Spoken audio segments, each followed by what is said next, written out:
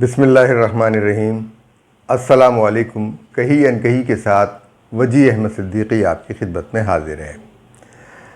आज हमारे मुरब्बी, दोस्त और बुज़ुर्ग सहाफ़ी जो काफ़ी अरसे तक इस्लामाबाद के फ्रंटियर पोस्ट के एग्जीक्यूटिव एडिटर रहे, जनाब कैसर भट्ट साहब, उनका हमने व्लॉग सुना, उनकी बताई हुई ख़बर सुनी। उस ख़बर के मुताबिक जनरल परवेज़ मुशर्रफ से गुज़िश्ता दिनों आर्मी चीफ़ जनरल क़मर जावेद बाजवा ने दुबई जाकर मुलाकात की, उनकी इयादत की और उनको जो है वो पेशकश की कि वो पाकिस्तान अगर आ सकें तो आ जाएं। तो और उनकी हालत जो है वो बहुत ही नाजुक है, लेकिन अहले खाना जो हैं वो ये चाहते नहीं हैं कि लोग इस तरह की कोई बात करें कि वो बिस्तर मर्ग पर हैं, उनकी हालत ख़राब है, ये सारी बातें वो करें। लेकिन उसके बावजूद वो ये सारी बातें जो की जा रही हैं, उन्होंने जो बातें बताई हैं उसकी रोशनी में जब हम उसको देखते हैं तो बहुत मामला ख़राब नज़र आता है। उनकी बहुत सेहत ख़राब है, क्योंकि उनसे उनके साबिक़ ISI चीफ़ और साबिक़ chairman joint chief of staff general Ehsan ने भी मुलाकात की है।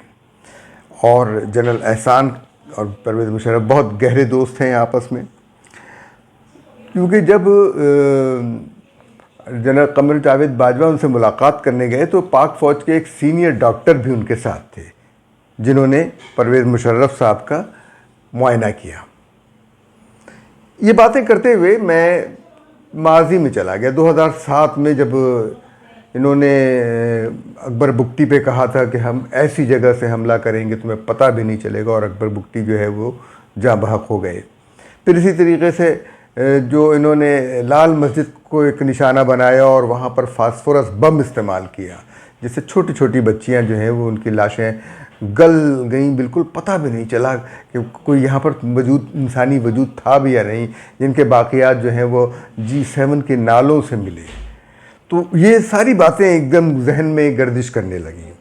और फिर वकला तहरीक लेकिन ये फिर ये भी याद आया कि इन्होंने अपनी किताब में ख़ुद इसका एतराफ़ किया कि इन्होंने कौम के लोगों का सौदा किया, लोगों के कोई अमेरिका के हवाले किया और उसके बदले में डॉलर लिए। इस वक्त जो अब इसको पस मंज़र को आप जहन में रखिए, छोड़ दीजिए, देखिए क्या हुआ था क्या नहीं हुआ था। जनरल एहसान जो हैं वो मुलाकात करके आ गए। वो इस मामले में, इन तमाम मामलात में इनके साथ शरीक रहे थे। अब जनरल परवेज़ मुशर्रफ की हालत ऐसी है कि उन्हें न तो अमेरिका मुंतकिल किया जा सकता है और न ही पाकिस्तान मुंतकिल किया जा सकता है। वो सफ़र करने के लायक नहीं है। कहा ही जा रहा है, ये परवेज़ मुशर्रफ के ख़ानदानी ज़राए जो हैं वो ये कहते हैं कि उनसे गैर सरकारी और सरकारी लोगों ने राब्ता किया है कि यहाँ मुंतकिल करने के लिए, क्योंकि और उन्होंने ये यकीन दहानी हासिल करने की कोशिश की कि जो जनरल परवेज़ मुशर्रफ जो दवाएं इस्तेमाल कर रहे हैं, अगर पाकिस्तान में उनकी फ़राहमी में तसलसल बरकरार रहे तो वो वहाँ आने को तैयार हैं। यानी अगर दवा की फ़राहमी मुस्तकिल रहे तो वो आने के लिए तैयार हैं। हुकूमत पाकिस्तान इस मामले में क्यों हिचकिचाई, या क्या वजह थी, क्यों कर ये ऐसा हुआ? असल में परवेज़ मुशर्रफ की जो दवा इस्तेमाल कराई जा रही है, उस दवा का नाम है डेराट्यूम्यूब। ये इसका नाम जो है वो मुख्तलिफ़ कंपनियों ने मुख्तलिफ़ नाम दिए हुए हैं, लेकिन ये एक दवा है। इसकी फ़राहमी यकीनी बनाने की बात की गई है और ये कैंसर के इलाज में इस्तेमाल होती है।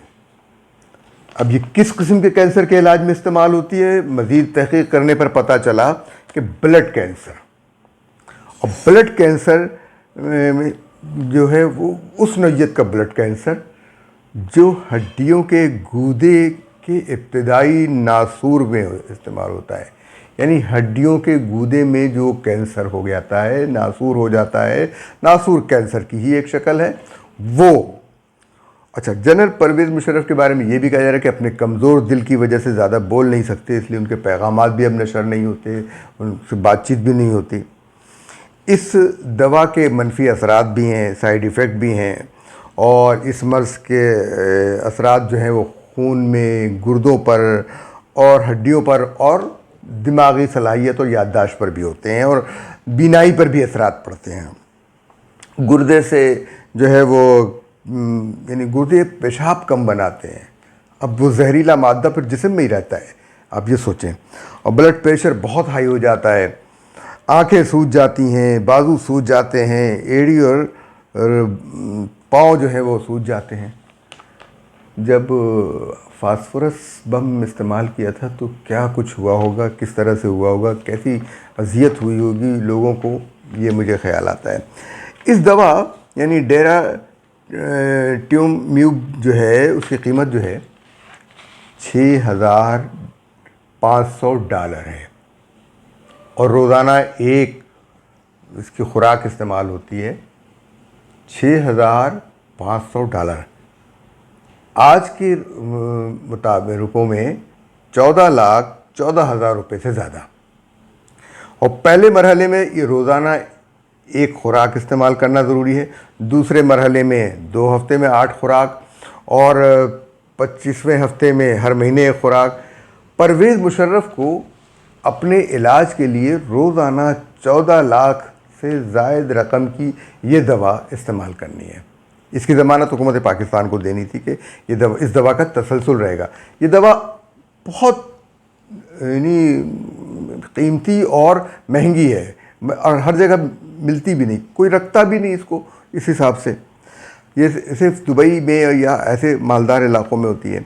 तो परवेज़ मुशर्रफ के ख़ानदान की जानिब से वो इस बात की ज़मानत हासिल कर रहे थे कि पाकिस्तान आर्मी जो है वो इस बात की ज़मानत दे दे कि परवेज़ मुशर्रफ की जो दवा जिसकी कीमत $6,500 है, यानी 1 महीने तक और जब अगर इस्तेमाल की जाए मुसलसल, तो इस दवा की कीमत 4,20,42,000 रुपये बनती है।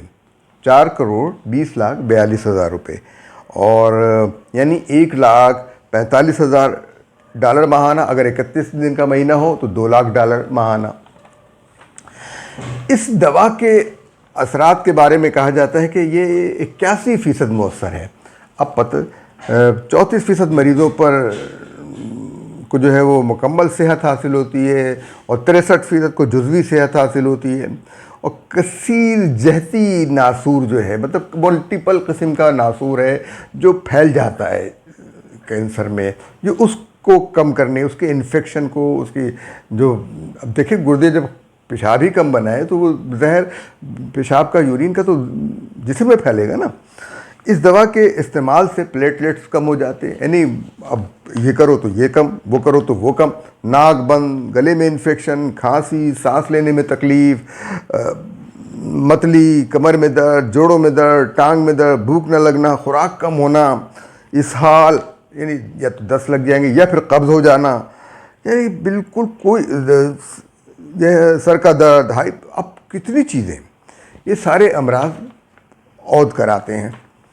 अब मैं आपसे क्या बताऊं, क्या मामलात हैं कि ये जो है वो कहा यह गया कि जनरल परवेज़ मुशर्रफ ने से कमर जावेद बाजवा की ये मुलाकात खुफिया तौर पे हुई थी बहुत जगह पे, और उन्होंने ये उनको कहा था, लेकिन इस दवा के लिए जो है वो बहुत मुश्किल काम हो गया कि ये दवा मिल सके।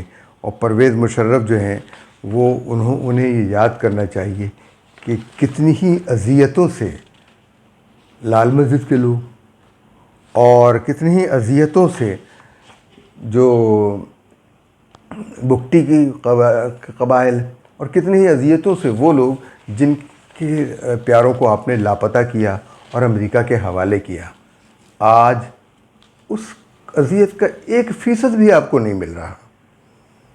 ये कुछ भी नहीं है, ये कुछ भी नहीं है। लेकिन फ़ातबरू या उलिल अब्सार, ए आँखें रखने वालों इब्रत पकड़ो। यही कहेंगे हम, और कुछ नहीं। इजाज़त दीजिए। अल्लाह हाफ़िज़।